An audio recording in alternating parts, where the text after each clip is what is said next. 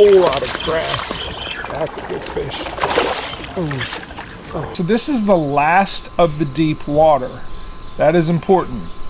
It's sort of the end of the pool. Heads and tails of pools are always fish concentrators.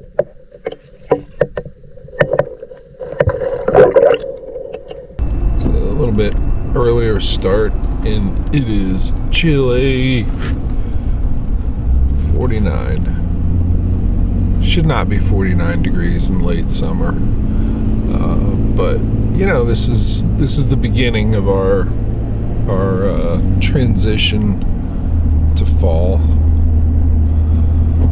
which I'm hoping that makes these fish happy. We'll see. As quick as I could, boat flip 2 4-pounders on freaking 10-pound test. Like, didn't even check which one would coal, because then like got him with 17 seconds to spare on checking. Like, jeez. Caught him right at the end. Yeah. And I'm like, all right, well, I got one hole, and I didn't realize. I thought it was just a little spot on the spot. You know, I thought it was a little tiny, like 40 by 40, maybe even smaller, like size of your boat type spot. No, it's a whole end of a roadbed that's, you know, a good 100-yard stretch through that grass line out in like 22, 23 foot.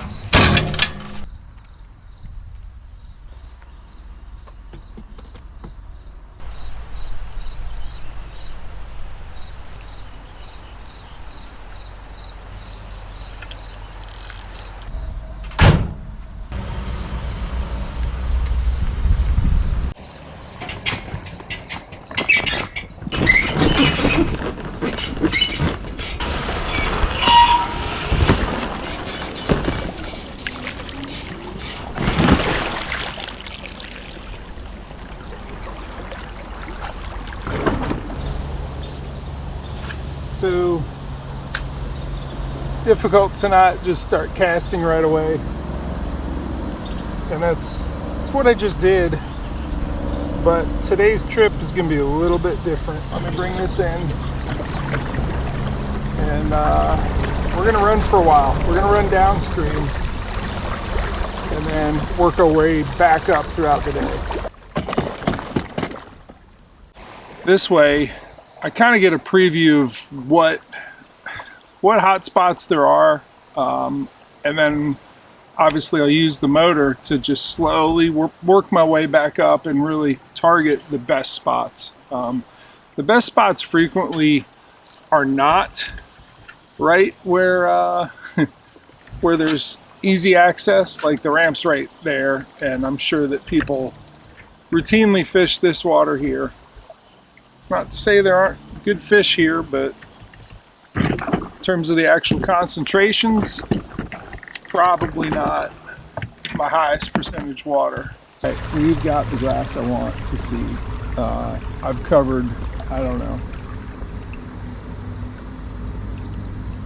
a mile maybe, and yes, as soon as I'm in this grass and I see it kind of moving around like that, I see fish immediately all over it. If it's grass, it comes to the surface, and a lot of it all the way down. I'm going to go much further down than this, but I'm going to hit this early in the day and again late in the day. But this is the primary target I was hoping to find, and I've already found it. Let's talk about access to deep water. I am in the midst of kind of the head of a lot of grass, and the deep water there I saw those fish was right up there. I probably should have turned around and fished them, but as the sun comes up, they're going to come up to the grass. And if we look at this side, this bank side has the shade, has the grass extends at least halfway out, and I'll go ahead and turn us so we can really look in this direction. Out in the middle, it does drop off and gradually, into some deeper water out here. So I think That's probably the more likely habitat. In here, unless way up in there, I might go check it out. If we have depth along that bank, it might be really good. I will check it out first, but if it isn't deep, I'm gonna fish this grass that is sporadic but gradually thickening up as we move downstream on that access to deep water side. So we actually got a breeze, and generally if you're fishing top water and there's a breeze, you want to get more aggressive, more splashy. So I guess I'll keep going with the billy goat here. Oh, that was strange. First fish, I stopped the billy goat completely, and he ate it on the dead stick. Like I'd already moved it a little bit, and he hit it just sitting there. Yeah, that was a first, and it was totally by accident that I absolutely dead sticked the billy goat on the surface, and he just said, I've stared at it long enough, I gotta know what it is. Yeah, we got you right on the inside of that cheek. All right, good first fish of the day on the billy goat in a little grass lane. We'll let this guy go. And yeah, that sort of is testament to the idea that I've been saying a little bit more often, that moving the billy goat slow, and as slow as you can go is stopped, is a good thing. It's like a buzz bait that you can stop whenever you want. That was an accident. That wasn't a, ooh, I think there's a fish there, let me just let it hang in his face. But you know, it worked.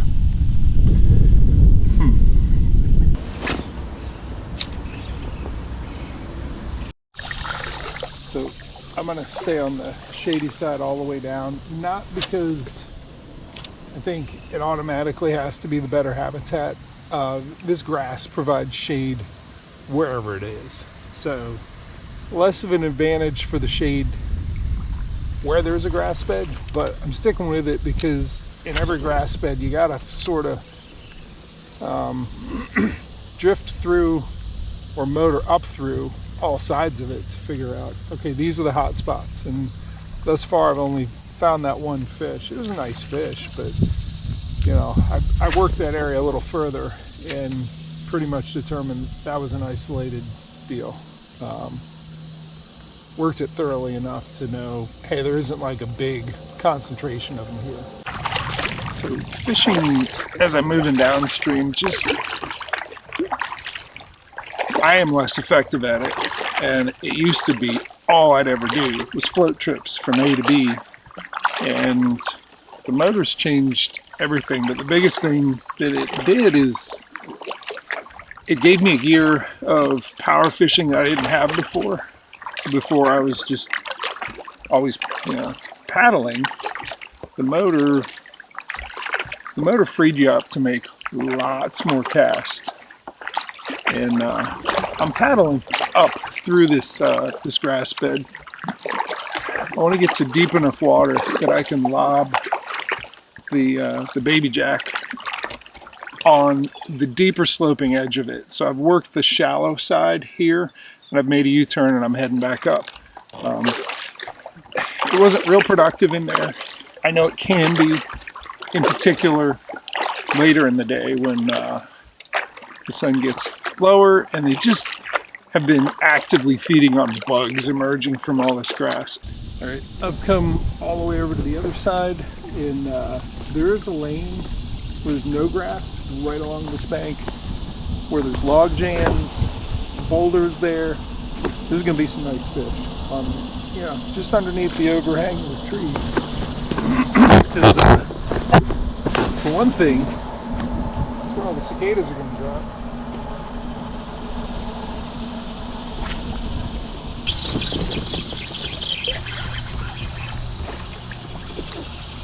There's one.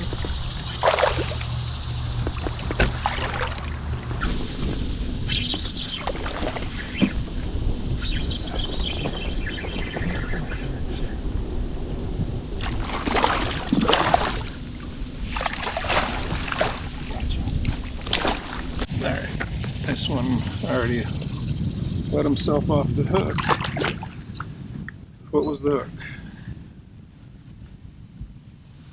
7-incher. I pick this up when I look at a spot and I'm just really confident in it, because you have to invest a little more time fishing this bait than a lot of other baits that you can move faster, including the baby jack and the billy goats.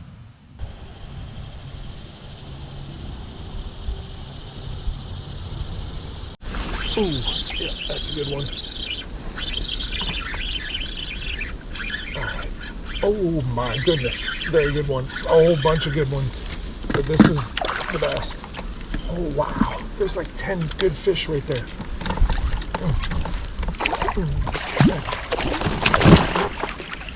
Yes. All right, let's see if I can capitalize. I don't know how.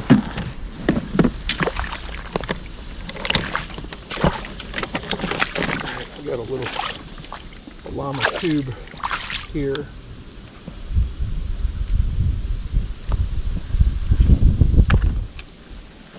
That guy's got enough breath. Oh, yep, got the other one. One of the other ones. I got no net. Oh, but there's so many good fish right here. Oh, they keep getting caught up on that. Nice. Got the follow-up. So right now I got 2 nice fish in the net. First one was the bigger one. I'll unhook the second one first, and that one was the follow-up fish. And I think I could probably do about 6 more casts like this and catch a fish.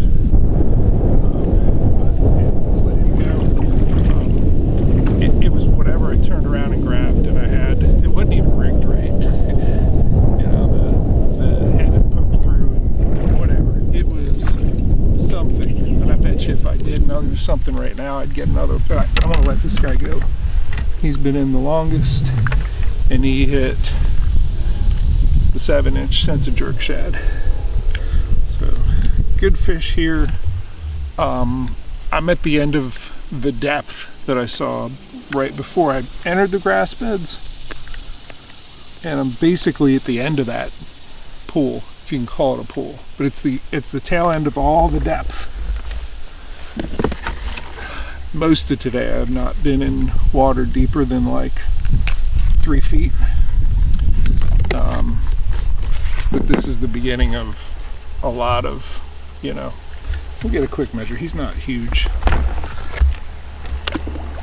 but there were some big ones in there. But of the ones that were following, he was the biggest. So he's 16 and a half. So good, solid fish there. I moved off of that log jam just a little bit, because both of those fish dove into it, and I really could have lost either one, because they wrapped around the log. It was like right there. So getting that anchor down will help. Rigged up a fresh llama tube, and I'm gonna assume these fish haven't gone real far at all. Time to go back in with the llama tube, and it's gonna be a dead stick. They're pretty dialed down, I think.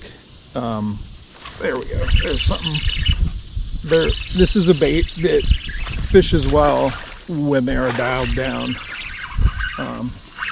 This fish passed up the more aggressive and larger 7-inch center jerk shad. Get in here. Took this fairly readily, and being able to downshift, you really got to find fish in order to downshift though. Because if all you're doing is throwing a little tube everywhere, it's going to take you a long time to find them. So, all right, I bet you there's a pile of them in there. Let's get it back in and Put it out there, let it go plunk.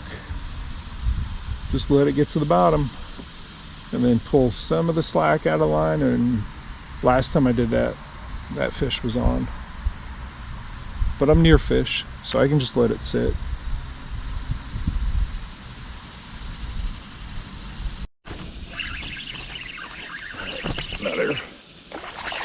Another fish, one after the other on the Z-Man Llama tube. This one's not a giant, but it's been a consistent catcher of numbers of all sizes. Very next cast. They're just grouped up here. There's just a lot of them right here at the end of the pool.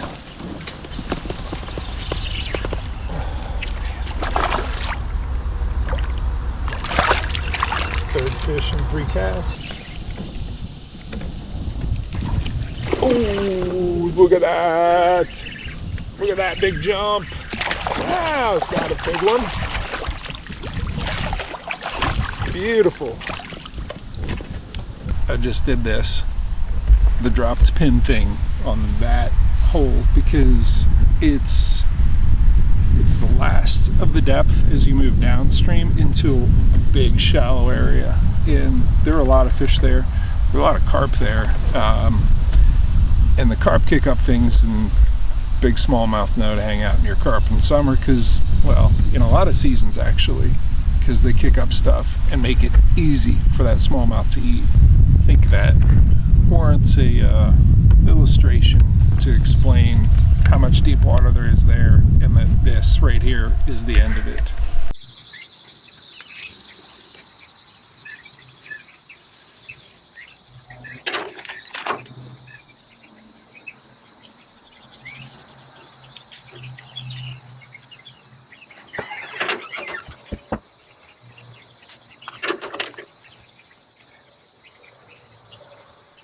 All right, so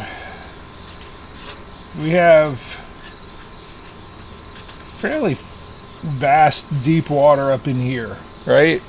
And honestly, I should have spent more time fishing it. I zoomed down here because I saw all of this grass and got excited. First pass down, went here, got into this little bank channel here where it had some shade, didn't get anything going. Then went right down the center. I got a couple in the middle.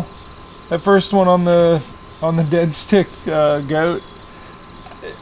I didn't find any really good concentration of them in the grass, and I kept going down, and I came up through this channel. I got a couple in this area, and then I got to this log jam, and there's just a whole lot of them here. Now, this was probably 4 to 5 foot deep water. Really quick access up into this deep water. That quick access to deep water is, and it being in relatively deep water is important. But what's also, if you look at the macro view, all of this is like, you know, a foot to maybe 18 inches. And it's that way, you know, for quite some time. So this is the last of the deep water. That is important. It's sort of the end of the pool. Heads and tails of pools are always fish concentrators. Didn't get any giants out of there, but I'm about to catch a big in a spot down here in the bank channel, which if you're in this perspective up here, you're in your kayak and you're looking down, and you're like, man, I could go this way, but it just looks choked up. Not worth it. It actually does close off with grass right after I catch this next fish. It's a good one. Visually, you're gonna say, oh, this is the easier path. This is the direction I want to go. Sometimes choosing the harder path is what makes sense, and you're about to see why in a moment. But I understand the end, the most downstream portion of a deep section of water, especially in summertime, is really critical. And actually, in the next episode that that we have, it's how I get all of my big fish. Is the very last of deep water before it comes to, in that case, different episode, the ledges. But pay special attention to the last of the deep water before it gets shallow in this area again. Oh, this was a big one. I gotta try and charge over there with the motor. But long cast, super long cast across a whole lot of grass. That's a good fish. Oh.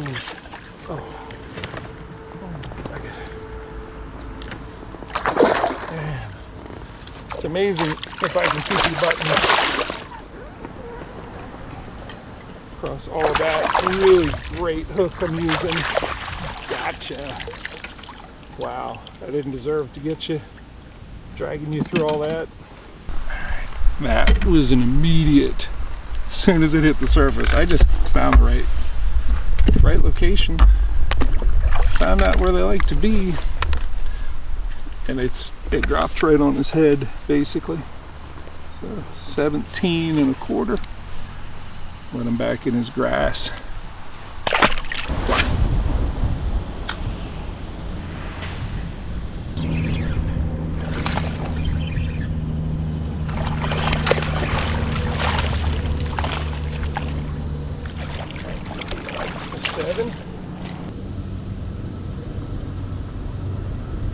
One of the biggest reasons why I feel advancing upstream is better than doing an A to B downstream float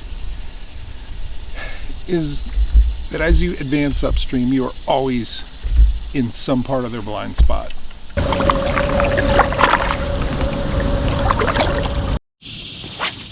is bug time.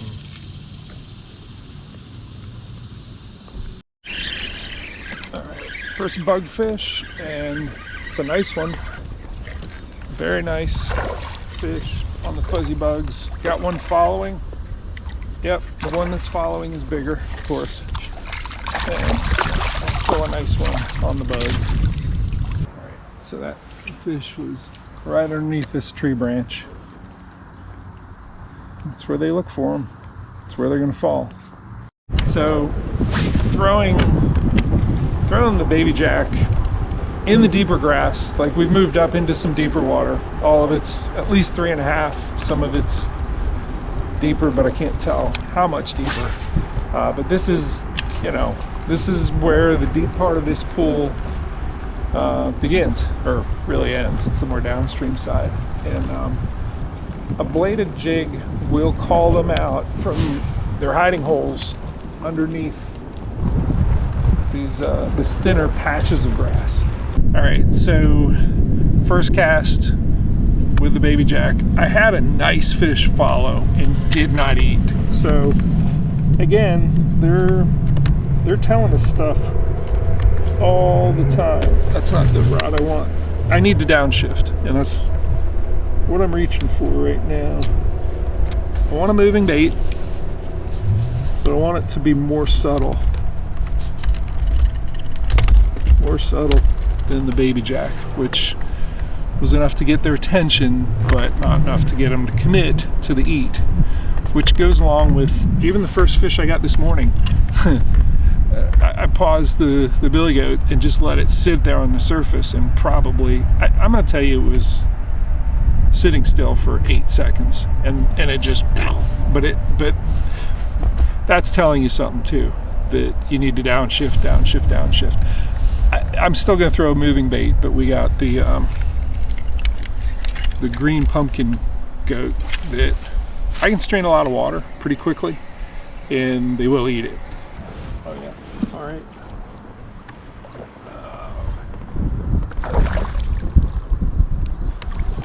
Got this, I don't know, what are you, 15 on the green pumpkin goat on the jig head, just straight swimming it.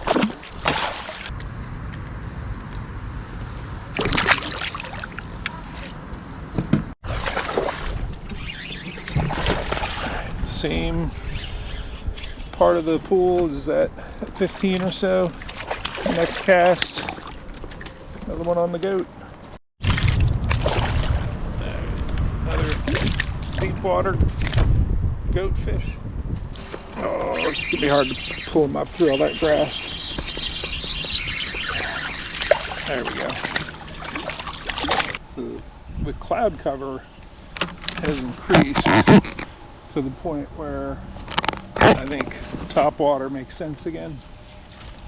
So got the billy goat.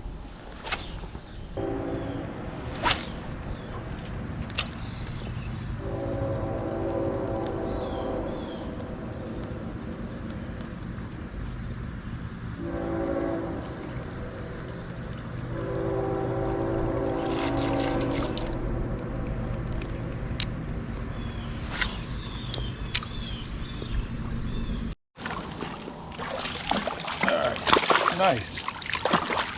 There you go. Big one on the goat for the billy goat on the bank channel.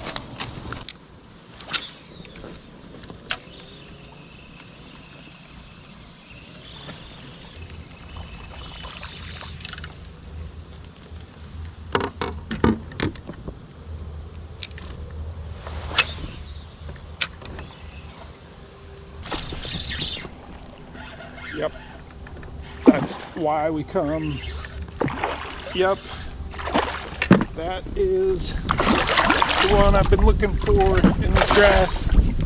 Oh yeah, good one. Come here, you. Come here. Come here, let me see ya. Oh, let me see you. I'm gonna give you a hug. Do you want a hug? Nice. Yeah, we're gonna look at where he was. It makes sense. I'm looking at it, drifted into it. Shade, current, patchy grass. I'm gonna let you breathe, buddy. I actually looked at this grass bed on Google Maps and said I gotta go find out. 18 and a half. Yep. And you know, you gotta work so much to find, all right, what part of the grass bed are these fish gonna, bigger fish gonna be in. All right, I'm gonna do something interesting with this guy. I'm gonna give you a GoPro dome release directly into where this fish was. We got him just underneath the surface here, and we're gonna move up. So we're right on top of the spot where this fish hit. I'll recognize it, but we're in the channel, along the bank. Yep, here it is. We're gonna let him go. You're gonna see right where he was.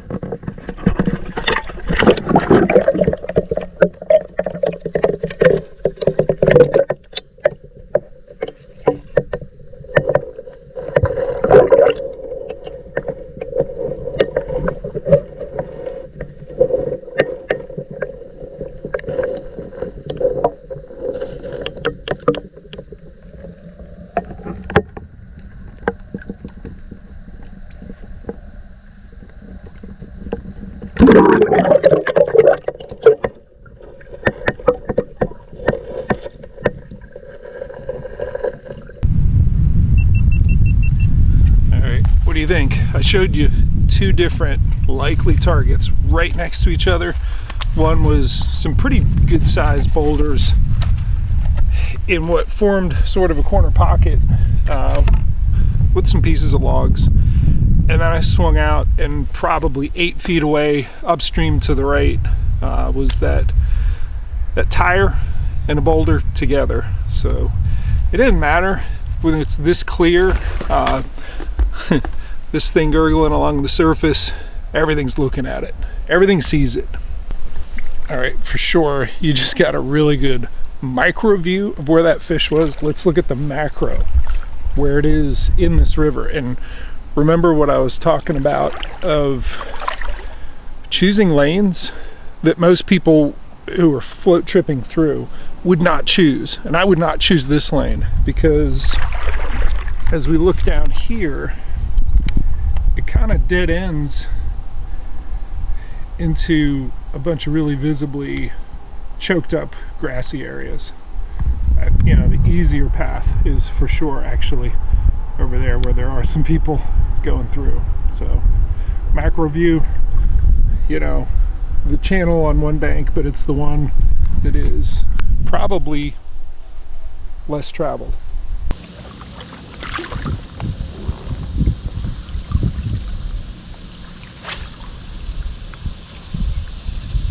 Those are big head shakes. Yes. Oh yeah. Just got out of the thickest of grass, and this guy's out in the open.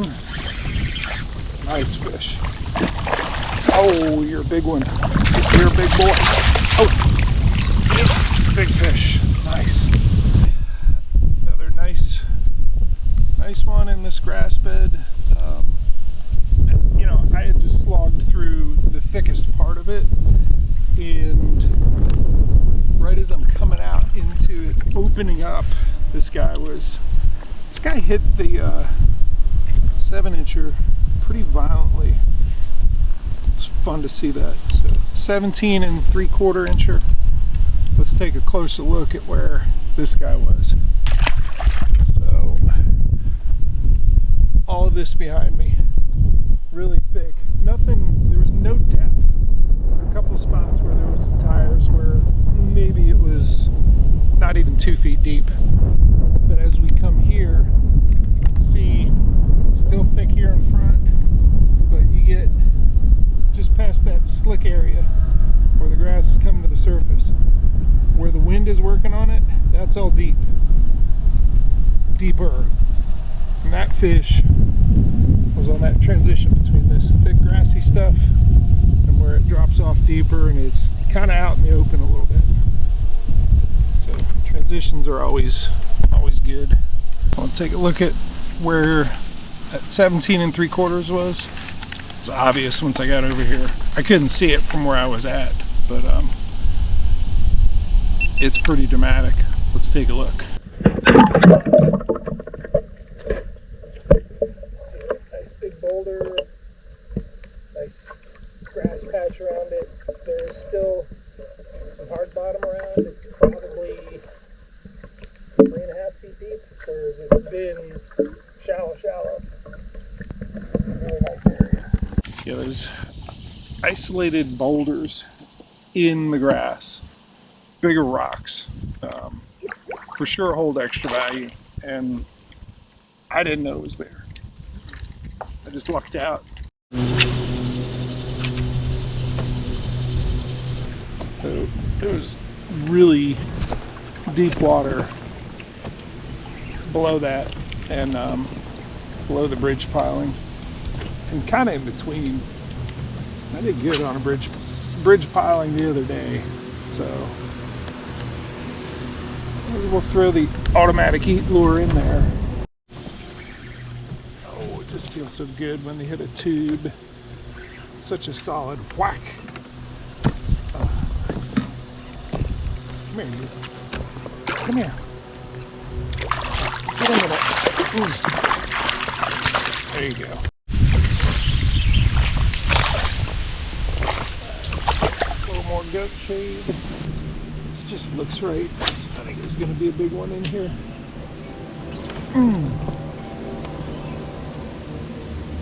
There's not a big one.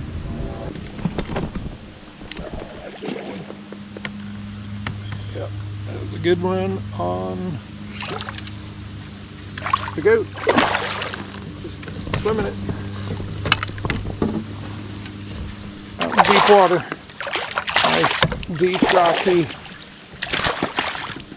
Yeah, a lot of this is 6 foot deep. Same hole as the last one. Same bait. Just swimming it. In here.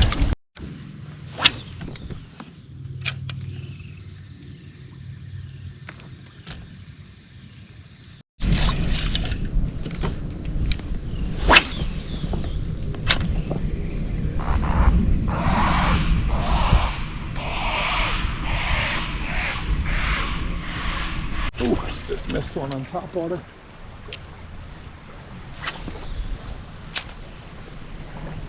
GoPro, stop. Oh, there we go. Yep. Nice.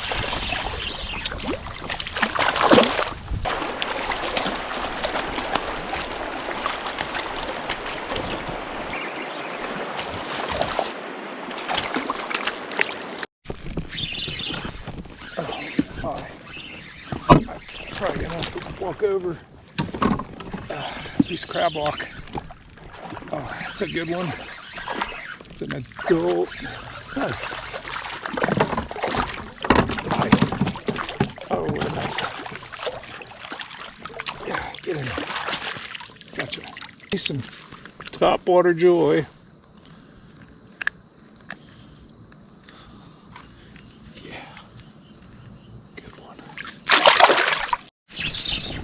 Oh, I got off. Oh, that's a shame. That was a big one. Oh, very close to the boat. He followed it a long way.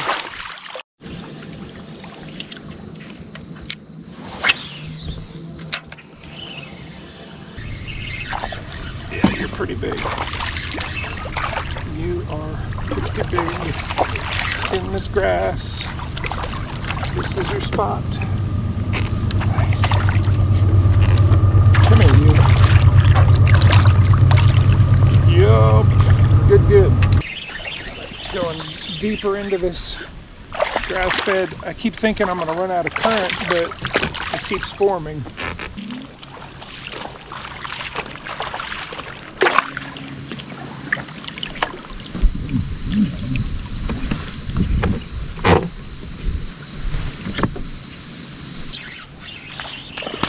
There we go. I knew there was a good one back in here.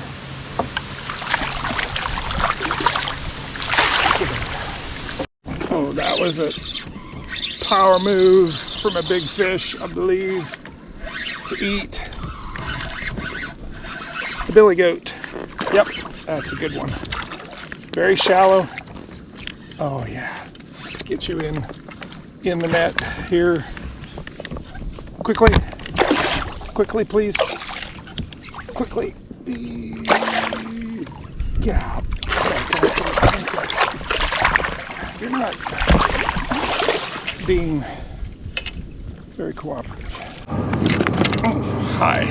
So, current and grass, especially if there's access to deep water nearby, that helps. We have that here.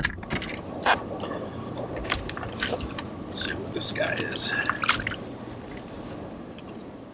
That was a fun eat. Yup.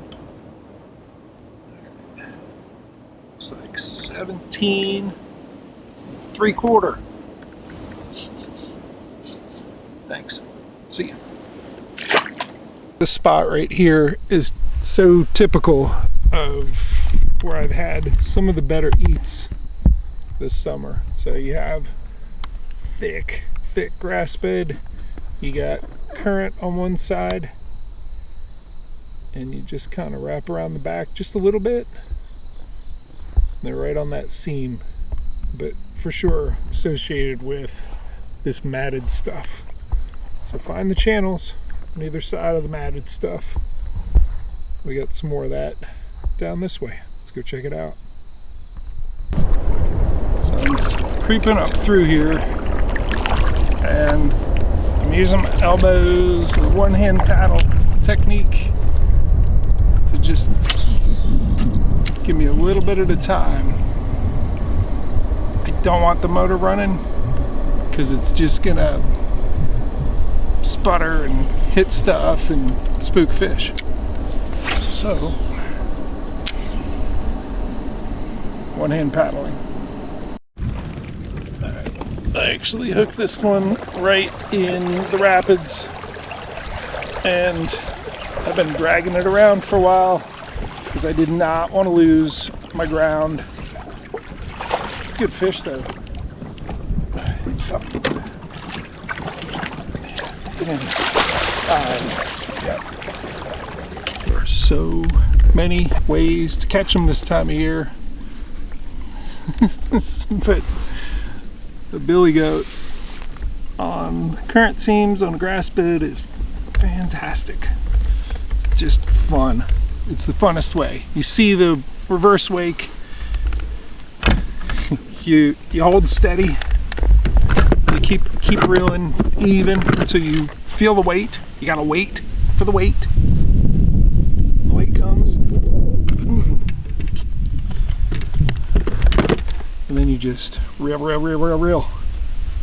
That's your hook set. Nice, another good one. I did actually break off a fish earlier today on this 7-inch scented jerk shad on a hook set that wasn't the right hook set. I swung on it hard instead of just reeling fast. Then you can lean out on it, but you gotta reel all the slack out. It goes better. Like a good spot to cast the goat, and I'm actually near where I marked some deeper water earlier. I'm actually on the downstream side of it, but I'm in the shallow on it. And, yeah, again, the green pumpkin goat is a heck of a search bait. So I've thrown the baby jack a lot today. But in terms of a middle of the water column moving bait, just straining water, the goat is getting it done. I don't think I've caught any fish on the bladed jig, which is unusual. But it speaks to their mood, which isn't real aggressive today at all. Even the billy goat, it had to be moved slow, and in the case of the first one, just stopped. It's probably an old fish lure of some sort. I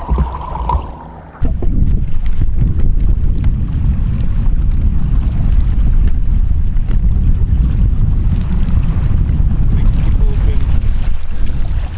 been doing what they can to build it up so that it's definitely the width of a jet boat. At least that. Glad it's here. Made climbing this much easier. It's after 6 o'clock. I think I'm gonna grab a bite to eat, make my way upstream.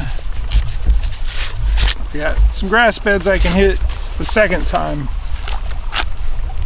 before I get out of here, before it's dark, and I got some miles to get up there, so let's move.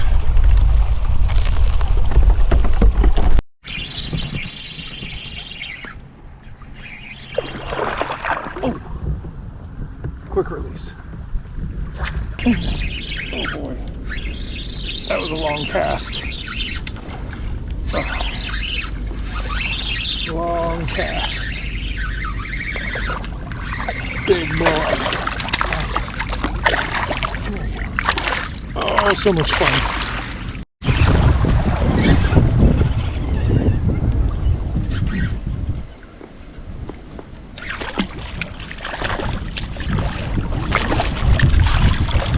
So I got probably another half hour daylight, and been pushing pretty hard to get back upstream. I know I'll catch a couple more in the first grass bed that I came to, but figured I'd go ahead and do the wrap up. My goals today were to explore this section and really locate a number of grass beds that I saw on Google Maps. This is the first one I wanted to check out. There were 2 others, and the one that I think was most productive was one I didn't even look at on Google Maps. It was just sort of there, and they come and go. There'll be a grass bed and one pool on one side for a couple of years, and then big flood will scrub it out and it'll be gone, and another one will appear somewhere else. So it's you got to get out here and get eyes on it. But I was happy with how the billy goat did. Some of my other more aggressive baits, like the baby jack, did nothing today, and it was I think with this cool down, it was a decidedly off bite. I say off. They just needed it the way they needed it, and that was slow. So most of my fish came on the billy goat moving slow. So it's nice that you can do that with that bait, because it's a floating little buzz bait, soft plastic buzz bait with very low gear. So thanks for watching. See ya.